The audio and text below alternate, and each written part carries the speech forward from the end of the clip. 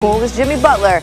I'm not Jimmy Butler, though. I'm Nicole. That is Randy. You can call him Randall. True story. True story. We're going to get to the end of the road for one team in Major League Baseball's playoff bubble. But, Nicole, why don't we start with the NBA bubble? Did you know, scientifically speaking, bubbles pop because it loses water? They maintain their integrity with heat. In the sports world, at least. Game 5 of the NBA Finals, LeBron James locked in, trying to win his 4th NBA championship. Jimmy Butler hanging out with Goran Dragic, who's out for a 4th straight game. That foot, just doing a little check. Jimmy Butler, Dwight Howard, gonna have some words. None of them nice. Tangle up. Let's double technical this. Howard, by the way, 13 techs in the regular season, 6th most in the NBA. He's also not a starter. Less than a minute later, LeBron, the steal, Anthony Davis, oh my! I think we're going to see that in top plays. I mean, if we don't, somebody's having vision issues. Later in the first, we are tied at 22. Keep an eye on Anthony Davis, and we're going to be a little shaken up. Because see, what happened is he re-aggravated the heel injury from the Nuggets series. Says he'll be fine. Literally, that's his quote. The hobbling may say something else, but I only have eyes. Dave McMenamin is reporting it's painful, but he can tolerate it. Second quarter, AD still on the bench, Heat up 7. Tyler Hero starting again. He had 12 points in 31 minutes, 3 assists. That is one of them. Butler finishes with a layup. 6 minutes to go in the half. Lakers down 9. LeBron, 3 corner wing. We'll call it a wing. Lakers down 6 then. 2:30 to play. Lakers down 7. LeBron and 1. He had 15 points on 6 of 7 shooting in the second quarter. There would be more greatness from LeBron and that guy, Jimmy Butler. Butler in the parlor with a candlestick. 22 points on 7 of 10 shooting in the first half. LeBron had 21 on 9 of 11, so they're kind of awesome. Heat up 4 at the break. 7 minutes to play now in the third. Game tied at 70. Jay Crowder gonna miss the 3. Butler and 1. He's a little shaken up on the play.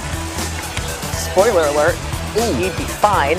Howard, by the way, assessed a flagrant 1 for the contact. I remind you, he was teed up earlier. Heat up 3. Butler says he's been calling for a big game from Duncan Robinson for a while now. Got it. 26 points, 7 of 13 from 3. Heat led by 6 going into the 4th. Bald Mamba. But oops. Allows Butler to get open, knocking down the jumper because he was focused on Robinson. Heat 2-point lead. LeBron now. 1:40 to play. Contact doesn't matter. Clutch play from LeBron. Off his fingertips. Lakers by 1 after the free throw. 1:18 to play. Heat still down 1. And what is Jimmy Butler going to do? Butler's going to flex now. His turn. Drive. Fade away. Got it. Heat back up 1. Next Lakers possession. Now it's LeBron's turn. Inside. Try. Well, I'm going to try again. Rebound, put back, Lakers up 1. 50 seconds to play. Butler played 47 minutes to the rim. Fouled by Markieff Morris. He's exhausted. Spoelstra said that moment right there is when you see a champion before he's a champion. 30 seconds to play. AD, but no, the shot clock expired. Lakers 1-point lead. Pat Riley, your thoughts? 20 seconds to play. LeBron allowing Butler to drive. Butler is fouled by Davis. So some big free throws are coming. And guess what? He's clutch. Nailed it. His will to win is remarkable. 35 points, 12 rebounds, 11 assists. Those aren't my words. That's Spoelstra's words. It's a win or win for us. Heat, 1-point lead. They got a chance, and Danny Green's going to take it because the entire Heat team collapsed on LeBron. LeBron had 40, 13 rebounds, and a 7-assist game. Could have been 8 assists.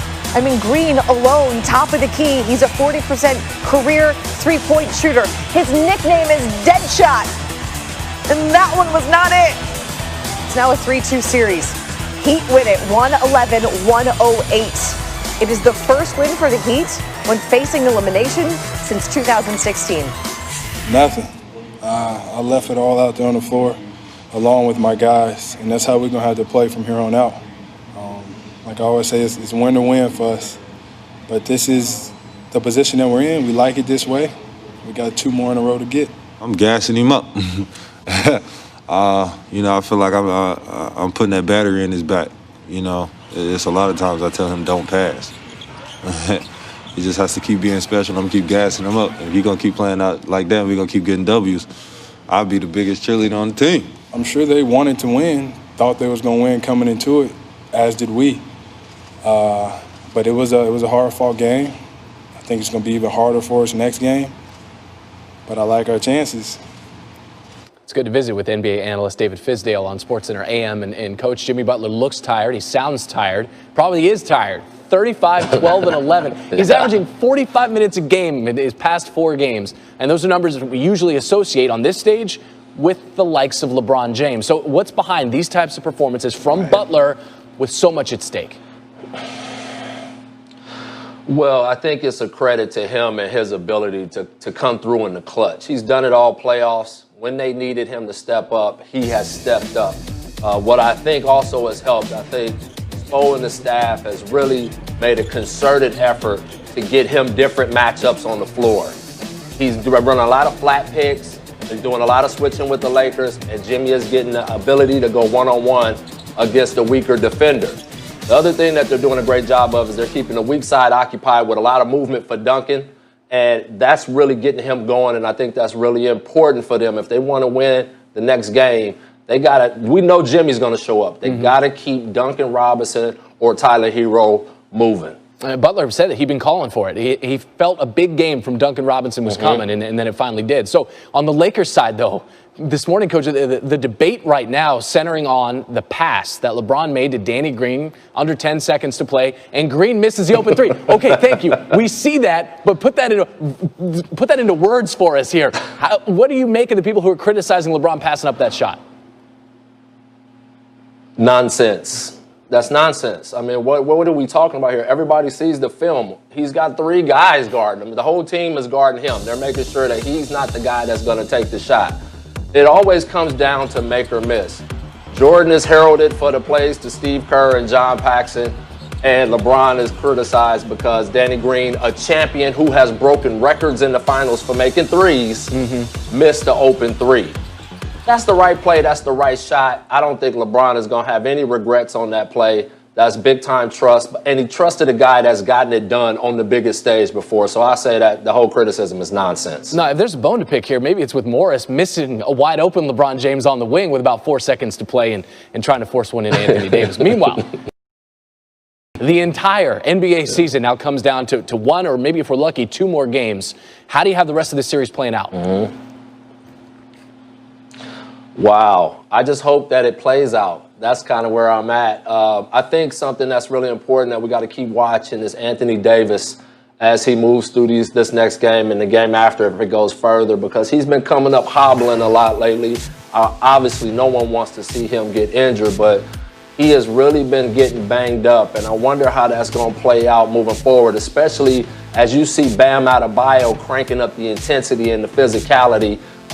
Let's see how Anthony Davis weathers the storm throughout this series, and hopefully we get a Game 7. You and me both. Game 6 tomorrow, 7:30 Eastern on ABC. That's David Fizdale with the insight.